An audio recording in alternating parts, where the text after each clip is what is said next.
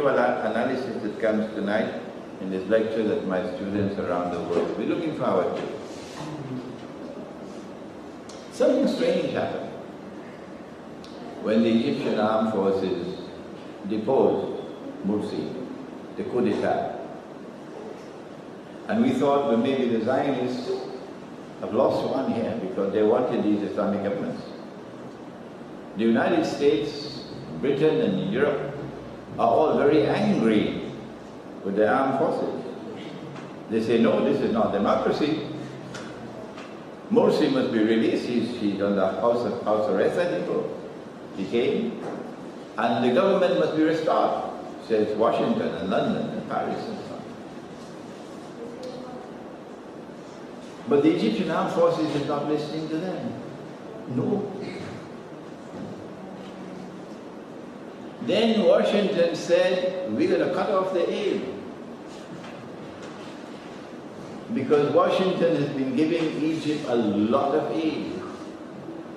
As a result of which the Egyptian economy is surviving. Without that aid, it's gone. When Washington said, we're going to give up the aid, take away the aid that we're giving you unless you can restore Ikhwan. Guess what Saudi Arabia did? For the last 70 years or 80 years, Saudi Arabia has been in existence. Saudi Arabia has been a very meek follower, camp follower of Uncle Sam. Like the American Kingdom of Saudi Arabia. Never stepping out of line. Always following Uncle Sam. Ikhwan and Saudi Arabia were very friendly with each other for many, many years. And when Ikhwan took power in Egypt, the Saudis were bankrolling Ikhwan, providing them with funds, providing them with support. And Ikhwan turned to Saudi Arabia for religious inspiration. Saudi Arabia now does something strange. Immediately the Egyptian armed forces took over the country, the Saudis dumped Ikhwan. The Saudis say they are terrorists, parroting the official, these are terrorists. And the Saudis respond with support for the Egyptian armed forces. And then with a slap on the face of Washington that is still stinging Washington, the Saudis says, if you take away the aid, we will give that back to you and give you more. The Arabs will give you more than the Washington will take away from you. This is not characteristic Saudi behavior. So we have a duty as analysts, as scholars of Islam, trying to explain the reality of the world today to the Muslim world, to the Muslim masses. We have a duty to explain why is Saudi Arabia behaving like this. The answer is, the Saudis knew that we are now on the doorstep of great wars.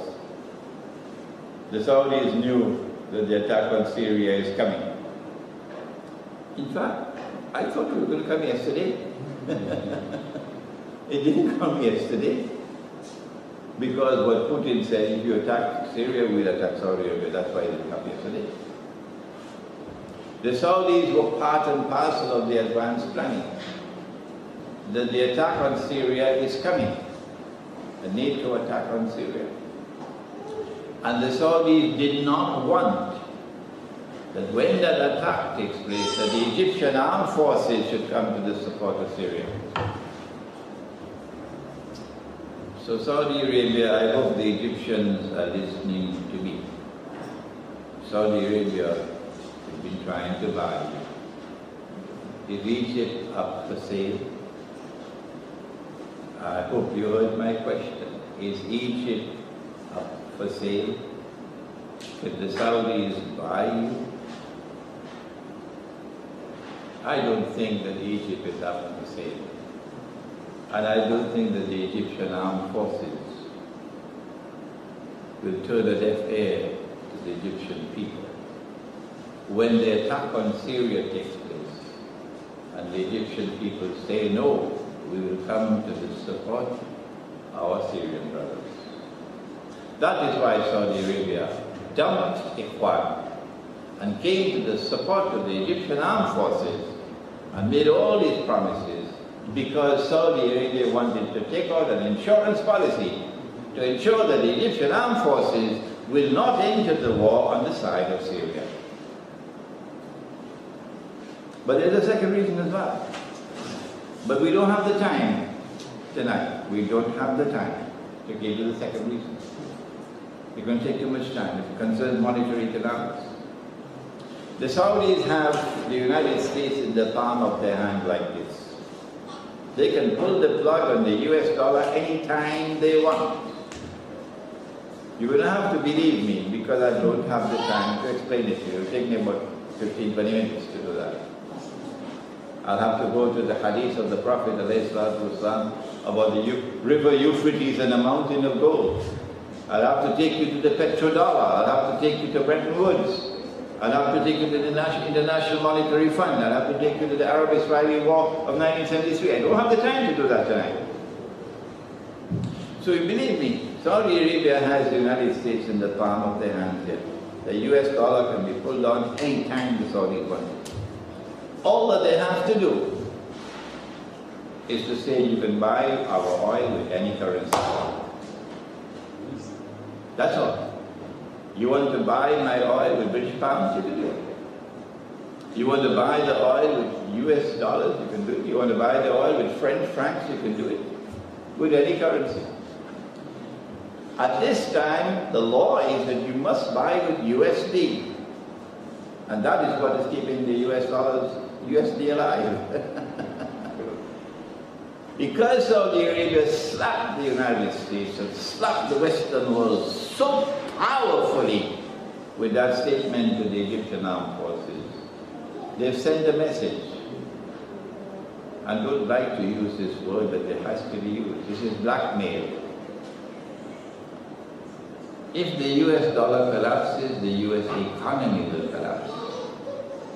And there will be riots in the United States, and Obama knows that.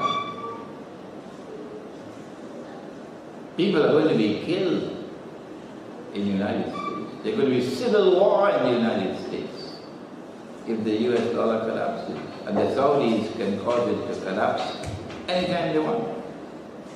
So this is called blackmail. Saudi Arabia is acting on behalf of Israel. Saudi Arabia is Israel's most strategic ally at this time. This will astonish our people who don't know the facts of what's happening in the world. The stage is now set for the United States to begin dancing to the Saudi drum beats. Otherwise, the US dollar will be destroyed. How long will this last? Will patriotic Americans stand up and say no? If we have to turn to another currency, let's do it. But we're not going to be held hostage by those who want to threaten the US dollar.